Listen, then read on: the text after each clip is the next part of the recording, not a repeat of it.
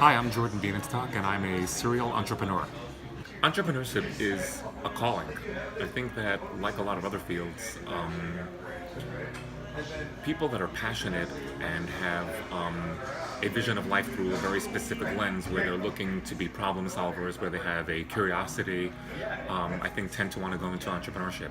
I think it also is a personality that wants to control destiny, if you can. But venture, as it suggests, is unknown, and so it requires a lot of discipline and the ability to withstand a lot of challenges. I think the most important thing about startup is that you pick a field, because really it's a very global definition of things. I think that you need to pick a field that you have a lot of information and knowledge about, and an area where you think that you can really make an impact. And are you dependent on your phone for business activity as well, or primarily social?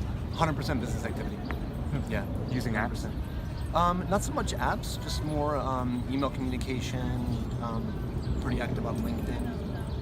So I have a fairly large network that I try to keep myself relevant with it. Other than apps in communication and media, are there apps in other sectors like transportation, shopping, that have impacted all of us so greatly that impact you?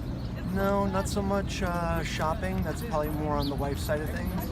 Okay. Transportation, no. I'm still very keen on hailing a cab, And everything else, I don't really use too many apps.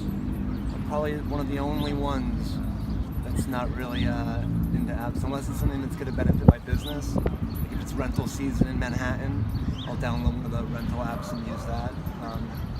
But I guess I'm lucky that most of what I do is a lot of word of mouth.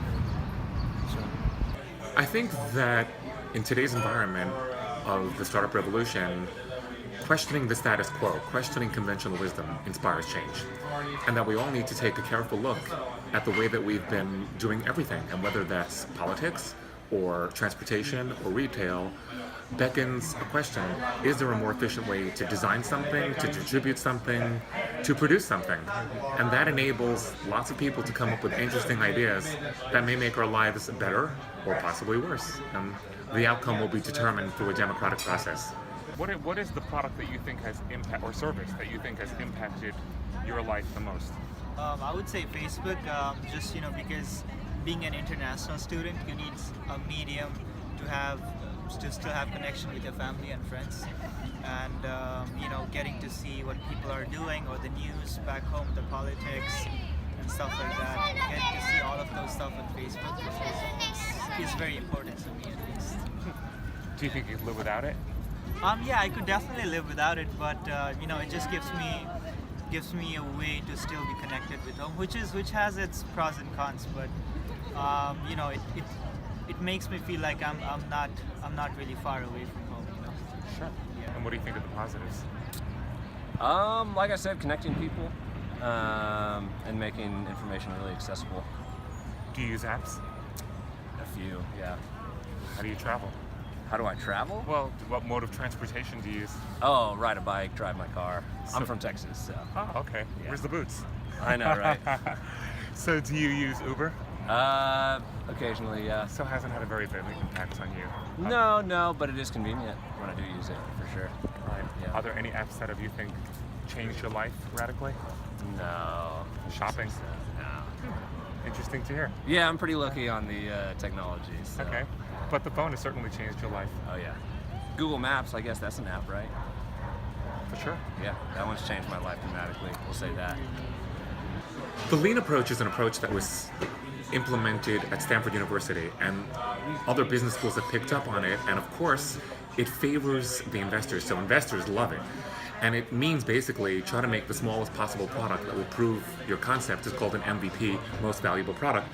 But at the end of the day, I think you need to be as lean as possible when you start up a business. But in terms of limiting it to an extent that it really doesn't even show what your product is, or include or incorporate all of the things that you're trying to prove, that doesn't work. I've been there. So I think it works for a lot of things, but not for everything. Being an entrepreneur means that you typically take a road less traveled, and being a startup founder can mean that one day you're in one arena and the next day another. You tend to pick the things, as I have, where you have most expertise, and in my case that's media, and I founded Taxi TV, and I founded Yakit, which was online shows kind of like Periscope ahead of its time, and now a new technology that aggregates short-form video. But I also have a company where I design functional art tables. So I think you need to go where the passion is. What you learn from all these businesses, there are some basic principles that are the same in every business. And you also learn that there are obstacles that you will meet, challenges that you will meet, and you never know ahead of time what those challenges are going to be. So the trick is to be prepared to face new and imposing challenges and meet them. What do you think technology can help with that it hasn't helped with yet? That's a good question. I wouldn't say that it hasn't helped with this yet, but I do think for small businesses, they're able to access a broader range of either distributors or investors or even just a marketplace that they weren't able to access before technology. So being able to advertise at a much cheaper rate is something that's given small businesses growth in a way that probably wasn't there. So I think the most important characteristics to be successful in anything in life, and of course in business, are timing and tenacity. Tenacity, of course, because you need to stick with it. And if you don't plug away and fail and then do well and fail again, you will never learn the lessons that are necessary to improve upon your mistakes of the past. And timing is something we can't control. Timing is one of those things that is a component of luck. Oprah Winfrey used to say that luck is the intersection of preparation and opportunity. And indeed it is. And so you can try to understand the market as best as possible, and that's why we do beta testing, but you never really know until you're out there, and that's part of the gamble of the venture. One really memorable experience from when we founded Yakit was when we were pitching the major networks to use our portal as an after show. And we met with Fox News just prior to meeting with CNN. And when we met with CNN, we still had Fox News on my browser. And so we ended up in CNN's headquarters in Atlanta, and to set up, I needed to hook in the computer, go online, and just prior to opening up our show, Fox News ended up on a 50-foot screen in the center of CNN, which is kind of funny, especially looking at the polarized news vehicles that we have today. I'm really excited about the possibility to host Foundr. I think that Foundr is a wonderful site because it's a conduit to so many things that will avail information to people that are interested in or already involved in startups.